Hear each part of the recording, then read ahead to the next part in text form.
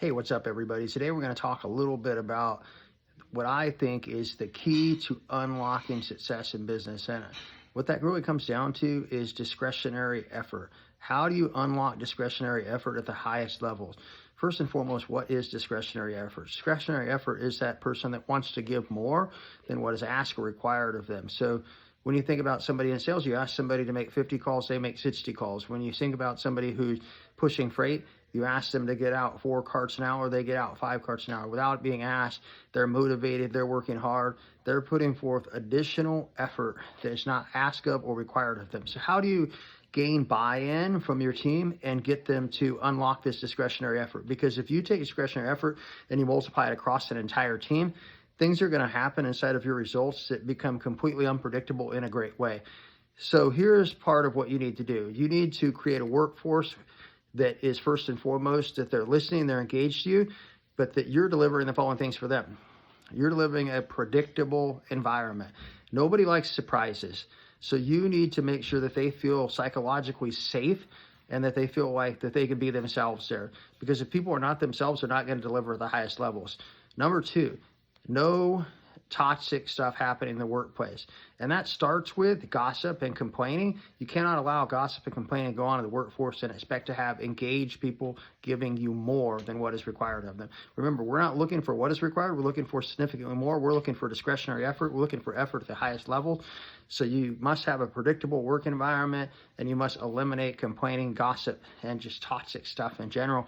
Number 3, you've got to paint a vision that is super clear. We are here, we're going there. We were here, now we're here and we're going there. And this is why we're doing it. And this is why it matters to you. And this is why it matters to everybody we serve. It's called being a mission driven. It's having a vision that leads to the mission that gets the team to where they want to go. You've all seen this with sports. You've seen the teams that are playing at the highest level. They seem to just have this synergy, this chemistry, because they're all completely aligned with what they're attempting to do and where they're attempting to go. And they have a deep understanding of where they've been. So number 4, it just has to make sense. The goal has to make sense. It has to work out. The math has to matter. So you can't say 2 plus 2 plus 2 plus 2 is 16, because it's not. It's 8. And people are going to get lost, and if they're lost, then they're not engaged. They're not engaged, they can't be giving you a regular effort, let alone a discretionary, additional, extra effort. Number five, kindness is cool, man. Don't think about kindness as not being cool. Kindness is super cool. It is not uncool to be meek, to be loving, to put your arm around somebody, to really care, to lean in, to ask questions about the people in their lives, to get to know the names of their children, their family members. Doing those type of things, having a softer side, is a real key to unlocking that discretionary effort as well. Number 6, you can't borrow authority, man. What this means is you cannot take your wishes, your wants, your desires and say that they're for somebody else.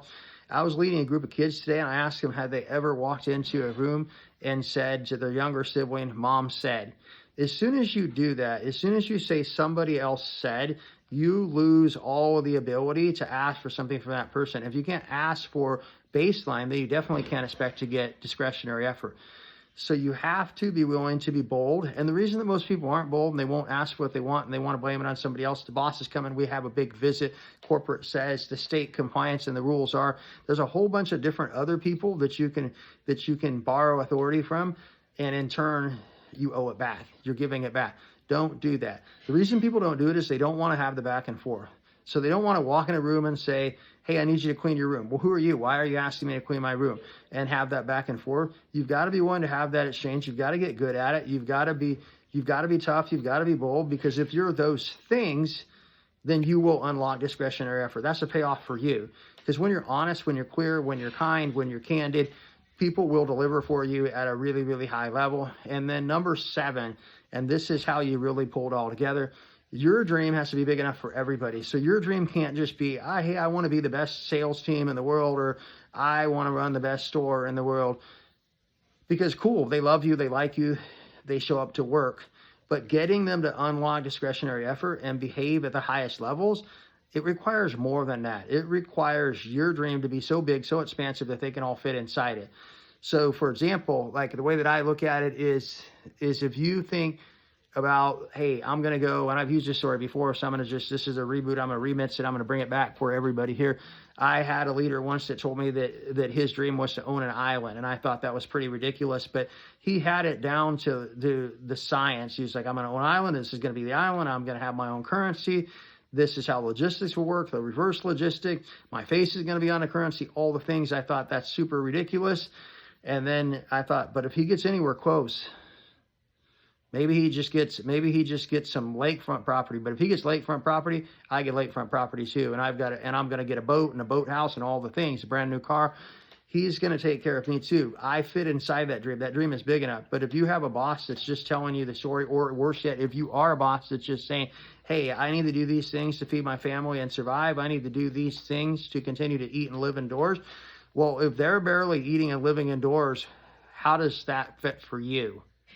It just doesn't. That's the truth of the whole thing. So I need you thinking about that. I need you as a leader to not be a horrible boss. I need you to be engaged and be thinking, hey, my dream has to be so awesome, so big, and so cool that everybody else's dream fits inside it. And that's what's going to make them excited. So let's run through it again really fast. You need a predictable environment where people can feel emotionally, psychologically, and physically safe.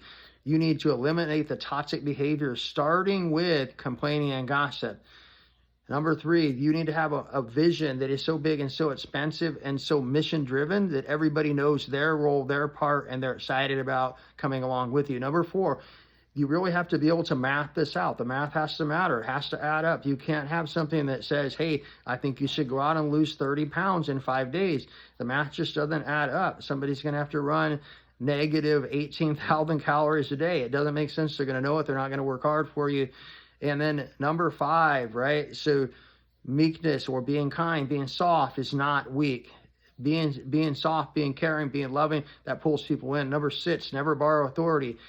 You can't take your idea and blame it on somebody else. You have an idea, and that idea requires somebody to move and to act. You want to get baseline effort plus more, then you're going to have to make the actual request. And then number 7, you have to dream so big, so wildly that everybody feels like their dream fits inside it.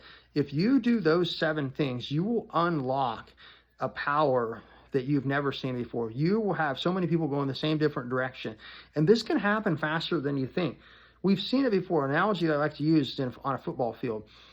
You might have 25 seconds on the play clock, but the reality is the quarterback has maybe 10 of those seconds to get everybody on board and aligned.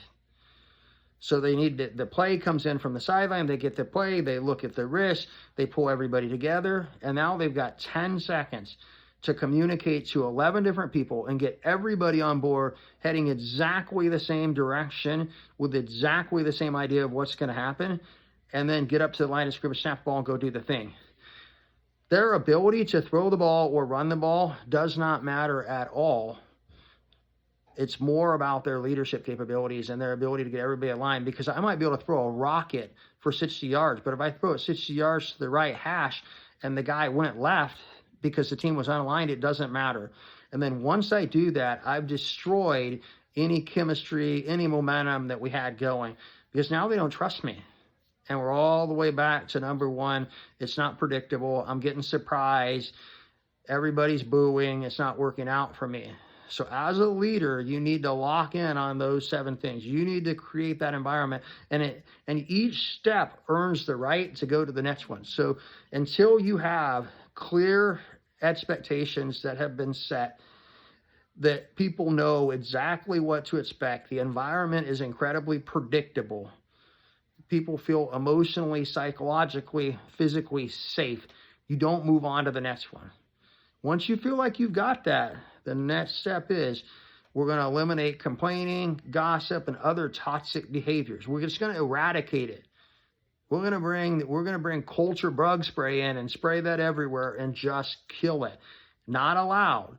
And that requires a lot of strength from you, because when you hear it, it's easy. It's easy to slip into those guests, those customers, those clients, those employees, this weather. No. We don't do that. We don't play the blame game. We do not play the blame game. When we win, we win. And when things aren't right, I need to be better. We win, I need to be better. That's what great leaders do. Number 3, like we're back there, right? How clear is the mission? This is where we were. You guys all know where we were.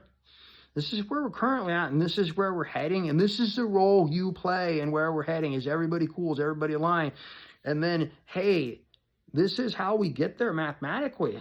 This is how it all adds up. When we do this, and then we do this, and then we do this, we get there mathematically, right? And then number 5, this is how we're going to love each other. We're going to know each other's birthday. We're going to know each other's kids' names. We're going to care about each other's event. We're not going to act or feel terrible when somebody needs to get off early in the afternoon so that they can go to see somebody's art show. In fact, we're going to be super stoked and excited about it and say, hey, send me pictures. And then we're not borrowing authority. We've hit that one hard, right? We're not saying a bid that's coming, a jet's coming, somebody's going to walk it. We got a big client. No, no, no, no, no. These are our wants. We're confident, bold leaders. We're going to say what we want. And then we're going to have a dream so big, so crazy, so wild that everybody on the team, it's their dream fits inside it. You do those things and you are going to crush it. Here I am sitting in my basement in front of our little trophy wall, cheering for you at the top, the tippy top of my lungs to get there. I have every bit of belief that you can get there. Go crush it.